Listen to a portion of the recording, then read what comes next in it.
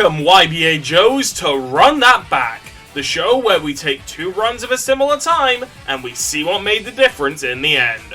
Hamon has always been regarded as the best spec for speedrunning, as even though you have to sometimes stop and manage your bar to charge it, the ludicrous damage you get is well worth it, especially when fighting against anyone who's a vampire. However, with one of Spin's more recent buffs, any projectiles that are fired with the spin bar will deal more damage than even that of Hamon. So, that gave Bolivian runner Steven Tyler an idea. What would happen if you tried to do the Whitesnake quest speedrun, which is normally optimal with TWAU Hamon, with TWAU Spin, as you're doing more damage with the projectiles anyway? So, let's compare his run to the world record at the time, which was set by Hamm Mann, and see if his train of thought has any merit. Into the heat of battle. Go for it. Hamm Mann gets a laggy respawn, which ends up costing him about half a second, but luckily he gets good RNG, which nullifies it. He also got an extremely rare bug in YBA, where your avatar glitches out and it's only a black shadow. This didn't affect anything in the run, but it was cool. Steven doesn't know the optimal approach to the thugs, and so uses his time skip to go over a fence rather than skipping the stairs. Both runners have completely different strategies for whittling down the thugs. Hamm's strategy is to go one by one, using the projectiles to get some damage out the start. Meanwhile with Steven, his idea is to bundle everyone up and then damage them all together. And where Steven's idea is initially faster, the problem with it is that he then has to wait for everyone to respawn, costing him precious seconds which he wouldn't have lost if he just went one by one. Hamm is using his projectiles at a safe distance from the thugs, because if he does it too close, that runs the risk of them blocking the initial hit, and therefore blocking the punches and wasting time. Steven, however, doesn't know this, and ends up triggering the early block on a lot of the NPCs a couple of times throughout the run.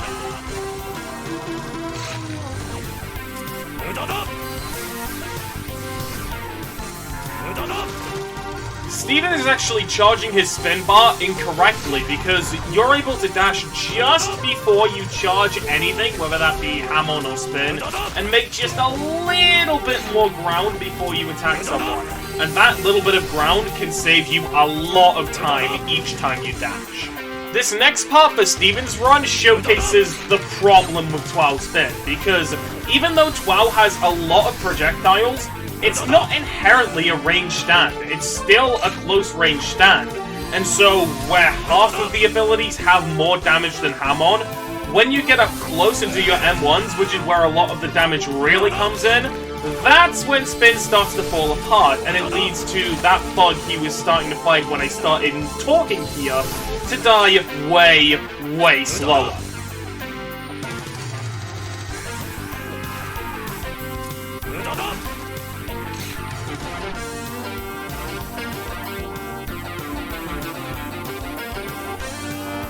Hamm Mann respawns here, but can't repeat the same RNG he had before.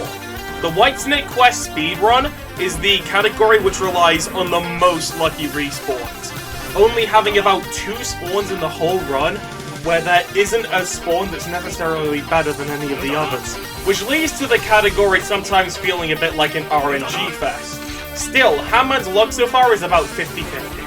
Steven resets after killing his batch of thugs, but gets the same spawn as Hamm Mann, so he's currently 1 lucky spawn down. However, at the same time, Hamm respawns after getting his next quest and does get a lucky spawn, bringing his counter up to 2 out of 3. Hamm approaches to the left to get the first alpha thug because he just so happens to be closer to the luckiest spawn. However, he keeps cycling between 3 thugs for most of it, as their respawn timers just so happen to be long enough to go for one after the other and never be hindered. Steven, however, does get a lucky spawn, bringing his counter up to 1 out of 3. However, he doesn't know to approach the left one first, and just takes the normal path that he would have gone if he fast traveled there. Here is an example of Steven triggering a block by standing too close, and is why you usually want to be at a distance when using projectiles. Steven didn't actually kill the first thug earlier, so he has to waste a little bit of time stretching out to another one.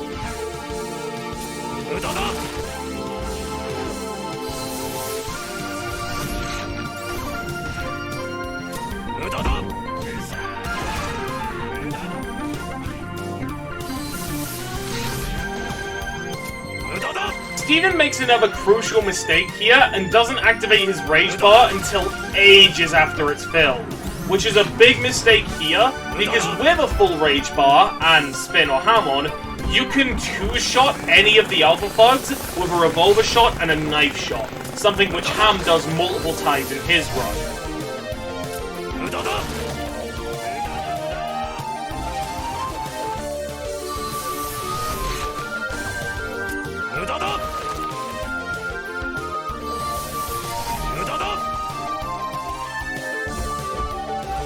Steven consistently doesn't have the DPS to take out the alpha thugs quick enough, and so they bundle up closer to him on multiple occasions, and he has to take care of two at once. Yet another reason as to why Hamon is the better spec than Steven.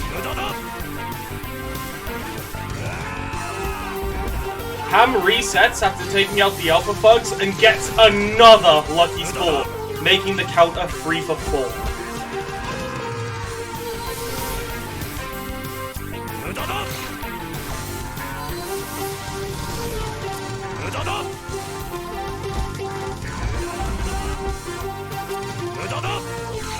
His luck streak doesn't continue, however, as he gets an unlucky spawn next, making the counter 3 for 5.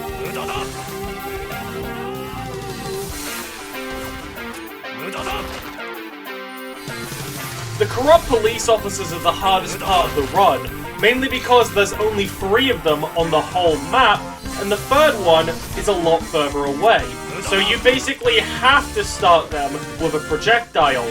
However, if you're lucky and have enough rage to be able to fire at them, you can just barely kill one of the guards with a pair of knives and a revolver with Hamm Mann.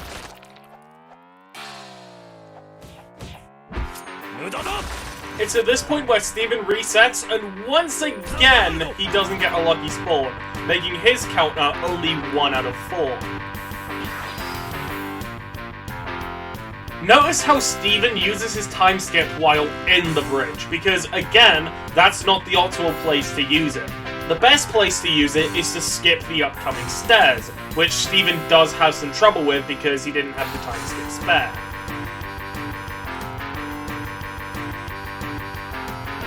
Steven's bad luck continues as he once again gets an unlucky spawn, making his counter only 1 to 5. Both of these runners at very similar times demonstrate how and how not to use your barrage in this run.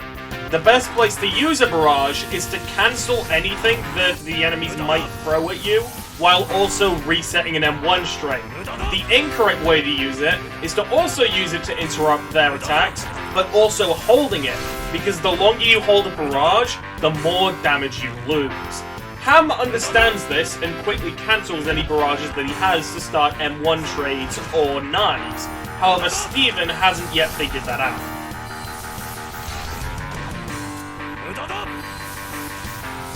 Steven's run here showcases an example as to why the faraway police officer can be so annoying. Hamm resets again and gets another lucky spawn, bumping up his counter to 4 out of 6. However, he does lose a little bit of time because in his excitement he forgot to save his time skip for skipping the stairs. Trying to get to the zombie henchman and vampire is interesting because there are no lucky spawns, because the area you have to go to is a fast travel section that isn't close to any of them.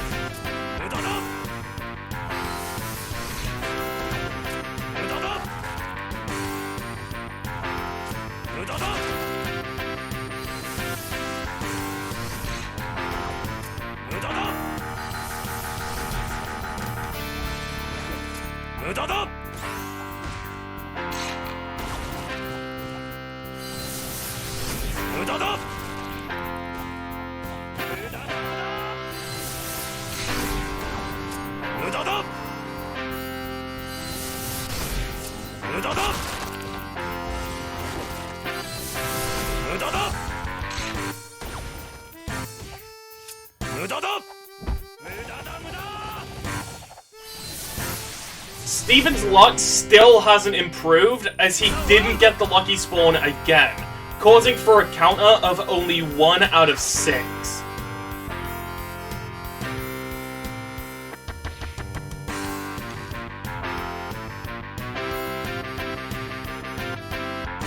Here is the only real big time loss in Hamm's run, as a lapse in judgment and a failure of reaction time causes a zombie henchman to uppercut him before he can cancel it, and he isn't able to resummon his stand and is forced to use his Hamm Mann moves to kill it, wasting about 10 seconds. However, this is made up for when Hamm gets another lucky spawn, bumping his counter up to 5 out of 7 and negating all the time lost from the zombie henchman.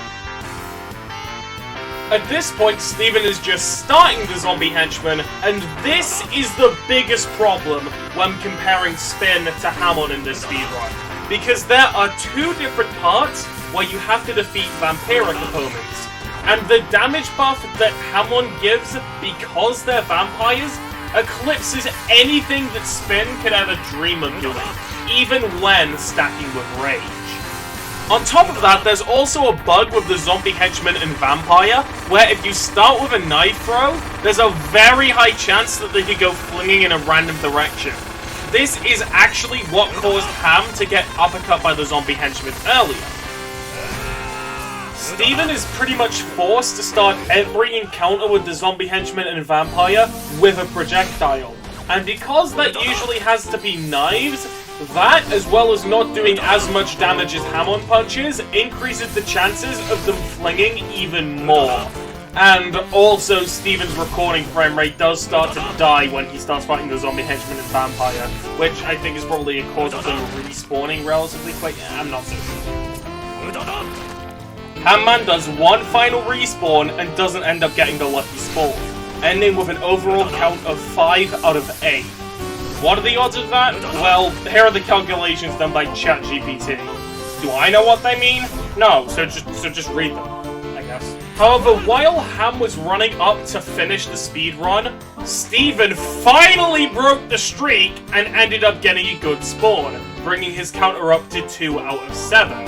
However, at this point, Hamm was officially a full quest ahead, and it was pretty much impossible to catch up. Hamm Mann then ends the run with an 11:44.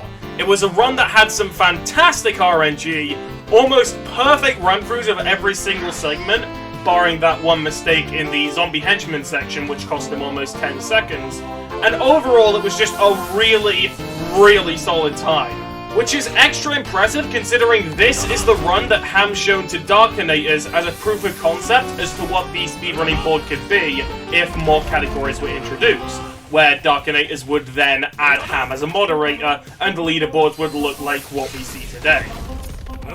Meanwhile, Steven still has to kill the last of the remaining vampires, and having Spin for the vampires in particular makes it extra difficult because the vampires have a bloodsuck move, and if that ends up landing, not only are you locked in a cutscene that lasts about 2.5 seconds, but the vampire heals back quite a bit of its health, which absolutely destroys any run you may have going on. Thankfully though, Steven's execution on the vampires is quite solid. However, despite all of these time losses, Steven's time is still second on the leaderboard by a landslide. So, how could this be the case? Well, there are 2 reasons.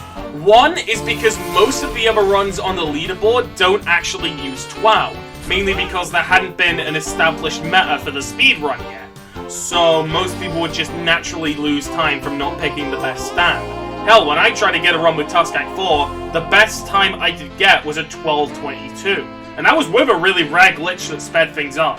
And secondly, is that the new map and the fast travels cut down so much time from the run. So in the end, Steven was still able to capitalize on a leaderboard that was somewhat sleeping at the wheel, and earned a well-deserved 2nd place. But the real question is, how long is that going to last? My dear viewer, only time will tell.